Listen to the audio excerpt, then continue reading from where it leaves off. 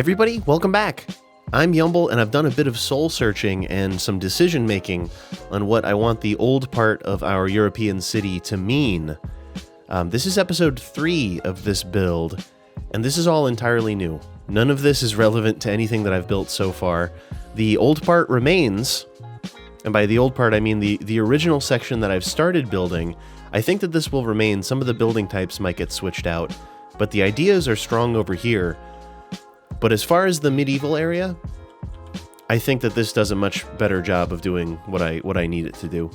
I've replaced the straight roads. Not replaced, they're still, the straight roads still exist.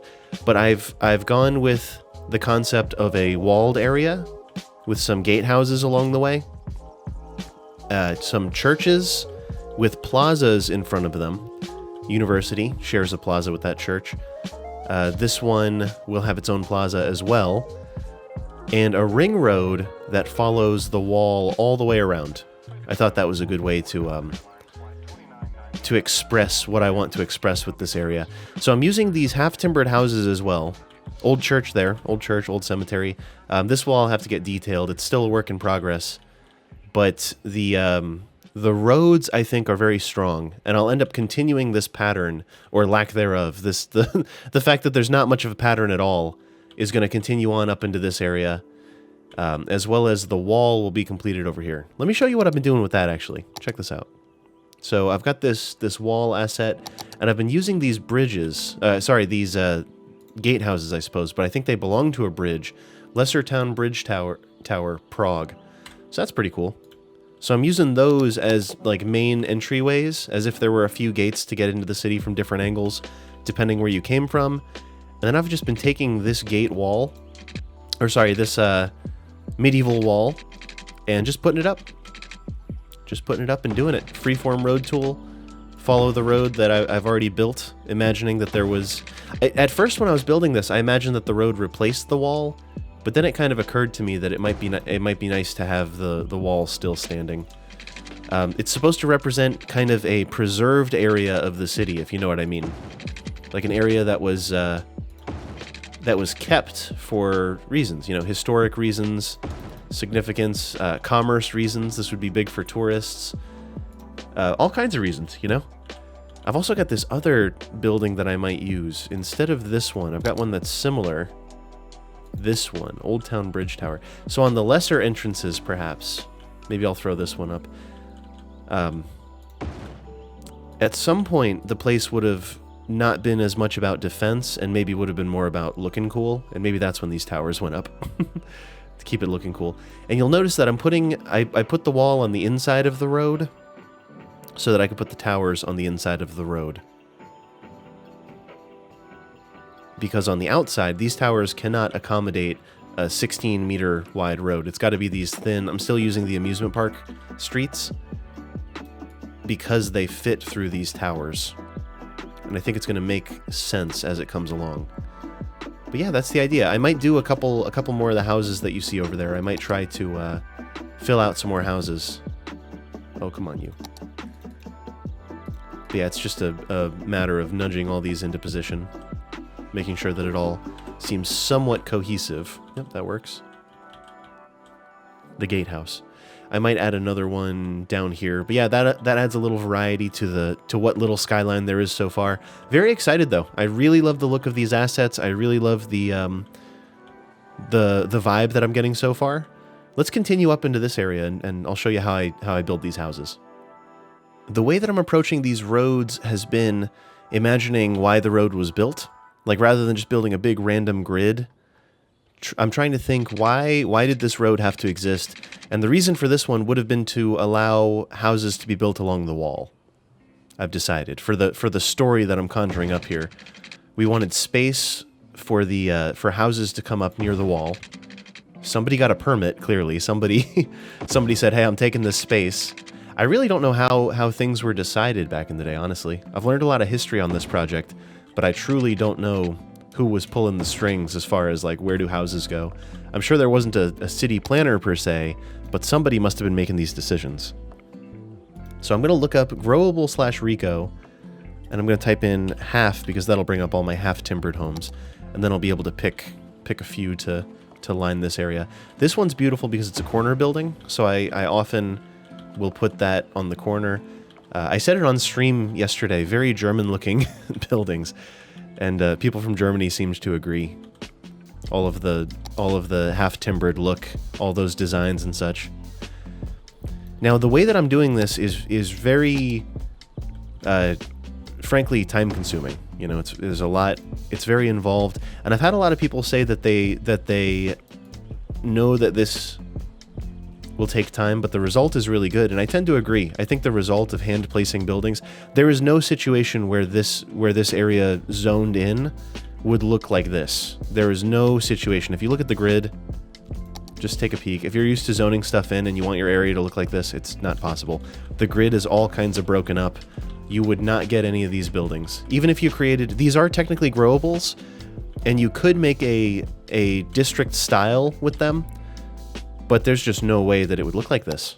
It wouldn't look realistic, and I think that that's a big problem that I have with Skylines, with City Skylines in general, is that as you, ooh, are these residential?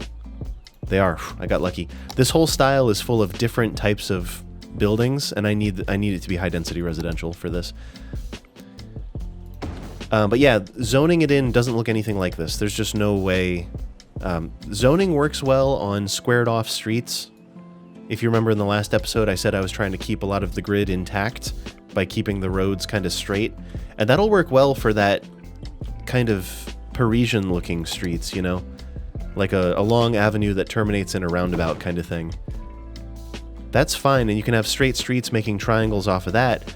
But in your original town area, if you're doing an ancient, like, medieval city center, it's going to be all cow paths, and people put houses along it. You know, it's going to be very much windy, curvy roads, and I've bitten off a lot with this one as far as how much work it's going to take.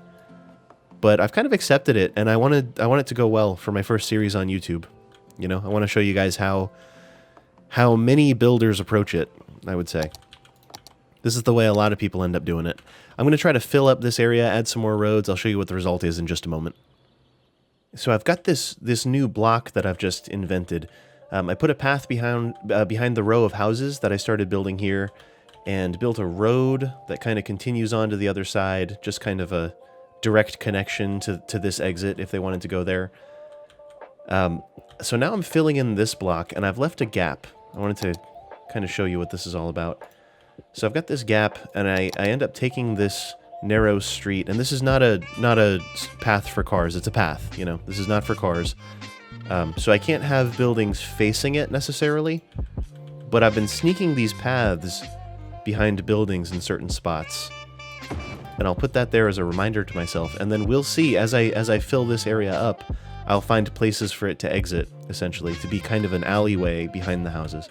So you'll notice I've got that in here on this block, I've got it in here on this block, and just those little details and taking up space in a good way, and adding trees eventually. I'll show you what this looks like finished, but I'm going to keep adding houses for now. So that's the concept. Now I'm just going to grab some trees. You know, trees of different sizes and types. I'm using the generic tree pack primarily. Really, really like it. Trees that are vague enough to work anywhere. Oh god. Okay, not anywhere. Almost anywhere. Oh, there's two of them too. We'll take you. Oh, 3! Nope, only 2. So it's just kind of filling out the overhead view with some foliage, because trees would have popped up eventually. If they weren't planted, they're certainly there now. And it really kind of transforms the area once you add a few trees to the section. Just different sizes, a few different types, some variety. A couple more back here. Got a small one that can go on the corner. And you can find all these in the Steam Workshop. The trees, the assets, whatnot. The whole deal. Linked in the description, in fact. I've got a good pack of all these assets and the mods that I'm using on this build. And I even saw some other areas in the city. That looks pretty good. I saw some other areas where I was kind of slacking on the trees. So like here, this little corner here could have a tree. And usually I would take the time to add planters under them. So a planter is just a circle of grass where things can grow. But I'm not going to end up adding them for these just because they're so hidden. Like, if I added a planter underneath it, you wouldn't be able to see it anyway. So I'm going to try to keep my asset count low by avoiding extra stuff like that. You know, save on polygons, save on triangles a little bit. And even if some of the trees are sticking in the houses, I don't really care. Looks much better. I missed that area.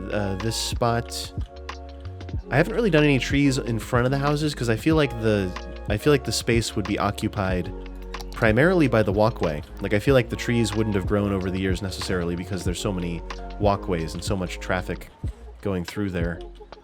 This may end up with trees in front of it. I'm not sure about that yet. Same over here. Let's do a tree or two in this little section. Take up that corner. This alleyway can have a tree or two. I think I might have just plopped 2. Nope, I heard 2, but saw 1. That's okay, that's a dense block. Not every block is going to have a ton of space for paths and stuff. Sometimes it'll literally just be solid with houses. The other one that I just did was a bit more open, so there's kind of a nice pathway going on. Cool, just wanted to share that with you. I might do maybe one more block over here. Let's see what happens. So instead of just doing one block, I just did a whole bunch. And also, this is like 5 days later from the last time I recorded.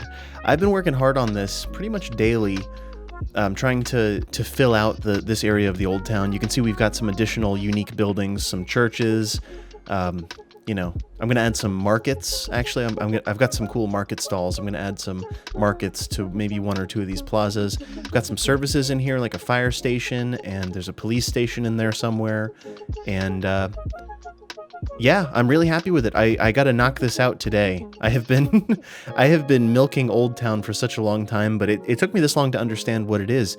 I'm going to go around and start putting in houses around the edges, making this a little bit more complete.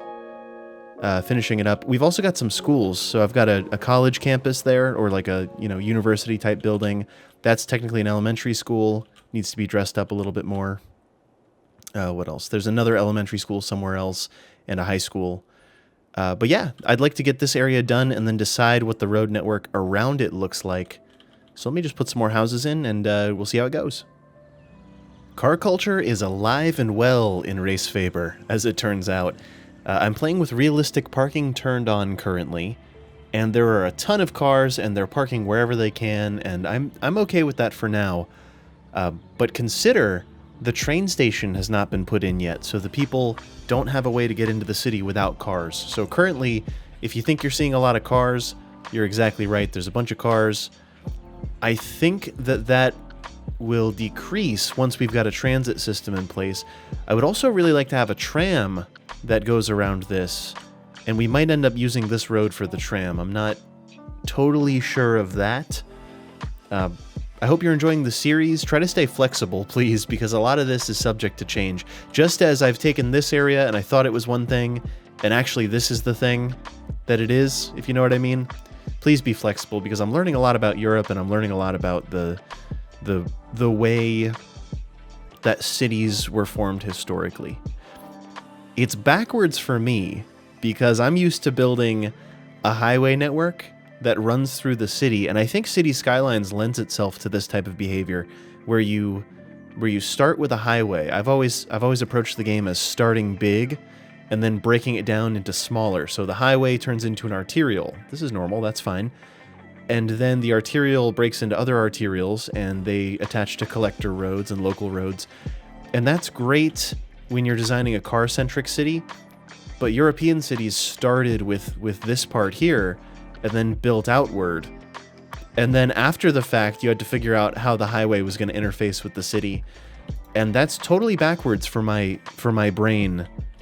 So I'm learning a lot about how to start here, and all of this is subject to change as we build out from this central nucleus. We'll see how that goes as things continue forward. Right now, I'm also going along and just kind of fixing the wall, like just doing this to the edges. Surface Painter is really, really powerful, and I'm using this cobbled surface. It's called Caledonia, or New Caledonia version something. It's in the Steam Workshop. I'll try to link it in the description. It's definitely in the Europe collection. But just cleaning up little spots like this. All of the houses are almost in at this point. All the buildings that are going to populate this area are almost done. The population will probably hit around 5,000 at that point.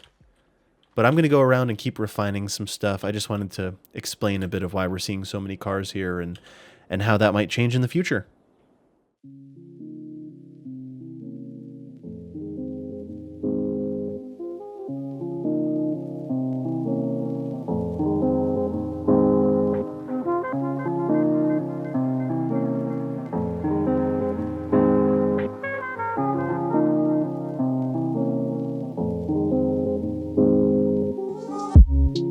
Here it is, the city center of Resfeber, at least the ancient city center.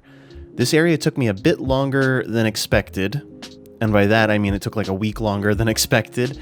And I'm sorry I didn't get to show the entire process, but it was really iterating the same thing over and over, just getting these buildings in place, and then periodically breaking it up with a unique building, whether it's a town hall or a church or a cemetery or a plaza.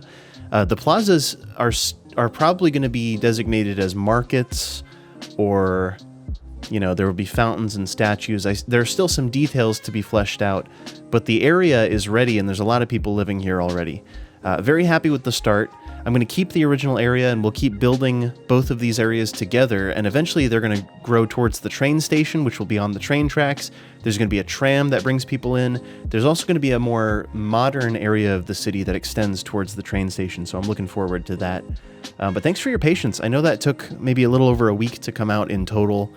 I'm still very excited about this build, and I'm really glad that I took the time to kind of change my approach and do a little research and look into the history of old European cities and see how this might have formed and come up with a proper story so far. But thank you very much for watching. I've been Yumble. I stream twice a week on Twitch. Definitely feel free to subscribe to me here. New videos every week, 1 to 2 videos a week. I also have Instagram and Twitter if you'd like to follow me there. But I really appreciate it. Thanks a lot. I'll see you in the next stream or the next video.